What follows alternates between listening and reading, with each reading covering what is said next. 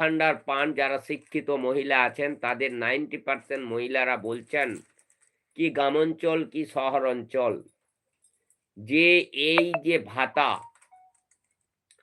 এই ভাতার প্রয়োজন নেই, দিচ্ছে তাই নিচ্ছি। কিন্তু মূল যেটা সমস্যা সেটা হচ্ছে যে এই পশ্চিম বাংলা বেকার সমস্যার সমাধান। পশ্চিম বাংলার যারা শিক্ষিত হাজার হাজার বেকার যুবক যুবতী আছেন তাদের চাকরি দেয়ার ব্যবস্থা করুক এই মমতা বন্দ্যোপাধ্যায় সরকার। ছেলে ঘরের ছেলে মেয়েগুলোকে আপনার চাকরি দিক এই সরকার।